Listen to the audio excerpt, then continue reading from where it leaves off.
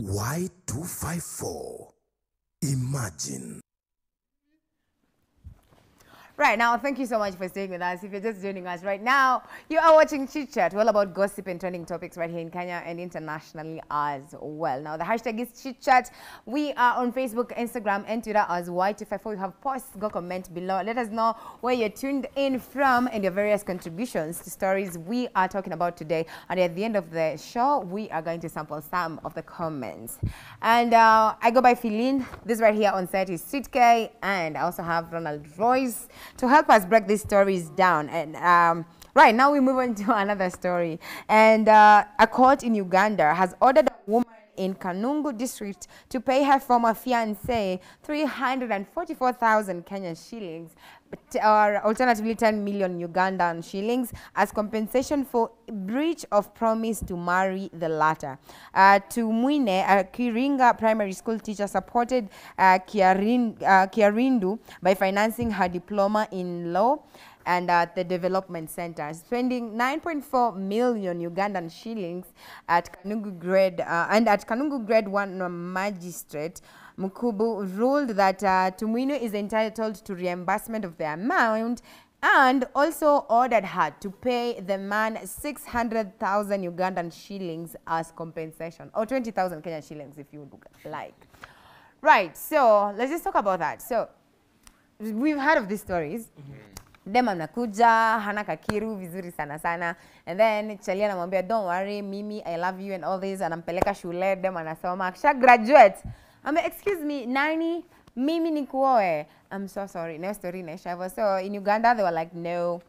Yeah, 350K. Itabidi you find a way to pay it. 340K. 10 million Ugandan shillings. Pay me what you... now you've caused this man emotional distress and all these. Pay him 20,000 as compensation on top of that. What are we thinking, Sweet K? Gotta have your money. Hey. Rihanna does it better. Hiyo sauti hapana. Hiyo sauti hapana. Badala kuja karaoke. Hiyo sauti naona kama karaoke now. Sasa kwanza moving to Uganda, nisomesha wengi sana ndo nirudishwe na 20K ya Kenya, kwani ilikuwa ni computer package alikuwa nasomea. Hapana, it's 344K. Do. 20K ni za damages. Za damages. Ndo zenye huyu dem anafaa kulipa. Dem analipa 344, that is school fees. Sasa amemwambia urudishi, si utaki kumuoa, so umrudishie 340K zake, 44K zake. Wow. Alafu juu ameshinda na stress juu story yote umemhurt, so mlipe 20K kama compensation pia atulize mawazo. Uganda should come to Kenya. Wasikie ile ngoma ya nilikuwa na mchumba wangu, tulipendana kama nyama choma, alibahatika kwenda ng'ambo kusomea udakitari. Stella wangu, shida inaanzia ni pale alifika airport. Anyway, for me personally as DJ Sweet K, unless nasomesha mama yangu computer kwa sababu hiyo ndo kitu ajui sana sahi, ama namsomesha ajue kutumia hizi the new iPhone 14 Pro Max. Lakini mtu mwingine kama nakupeleka shule as a man, I need something in return. Something like what? Okay, we are live on air. So as a man, sitaji hiyo kitu. Tunaishi pamoja, wewe jua kabisa mimi nakufanyia kitu with I need a favor. You have expectations. Yeah, niko na expectations. Unaona? Kuna social justice lazima nipate hapo hivyo, na kuna life.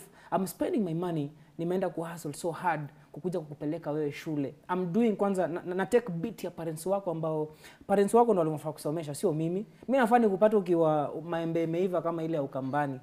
Kazi yangu ni kurarua tu. Maembe nasema maembe, msianze kwa maembe skizi they are crafted. Zina grow na 1 week. No, they are crafted. What crafted? Unajua maembe kwa crafted ni sawa na kupatana na mtu mwenye ako na races, anatoka kwa race mbili kama Mwafrika mzungu. Wanaitwaga aje? Cappuccino. Hizo ndo maembe crafted. Kapointi. Anyway, mina feel that's very right. Yeah. Amempeleka shule. Ron. Na walikuwa wamediscuss. Walikuwa wanajua kabisa mimi nikipeleka huyo shule. Najua in between there, wachana hii yenye imesurface. Na sasa kama mapenzi imeisha, nivumilie tu na sikupendi anymore.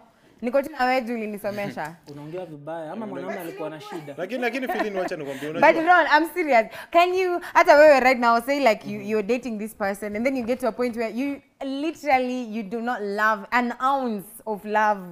Like you're just tolerating them. You're feeling pity for them, but you don't love them. Will you just stay with the same person just because walikulipia school fees? Like honestly speaking. I'm sorry, let me cut you short. Speaking. You remember, okay, this is not a very good story to speak on air right now, but you remember there's something that happened some years ago in Eldoret. Ule jamaa alibebaga sijui shoka nini akaenda mpaka kampo huko akafanya. Let me tell you, it's so hurting. And this, I'm gonna give a very free advice to a man. Kitu inaumaga kwako si mapenzi, ni ile pesa umetumia. Mimi najua. Tuongee na wanaume. Ama unasemaje? No, you're very right. Let me tell you something, feeling. And this goes also to the men. Manze, what hurts you, just the same way Sitke has put it, it's not the love. It's always the money that you spend. Because the money is what makes you love a woman. For essence, you have taken that woman, umeenda ukampeleka shule, amesoma, amegraduate. And then at the end of the day, anakwambiaje? Ay, mimi hata sioni. What will you do? The only best thing is you just go to court. Na pia feeling, by the way, court, I don't know what kind of evidence they were using. Was there a written consent between the two of them that ukimaliza shule nitakuoa? That's what I'm looking at. No, they were just dating. But so I like that. They were just dating. You promised me you'll marry me. That court is like, supposed I to be want taken to to marry court. you, but I don't love you anymore. So, I'm you know, after nimekusomesha mapenzi imeisha.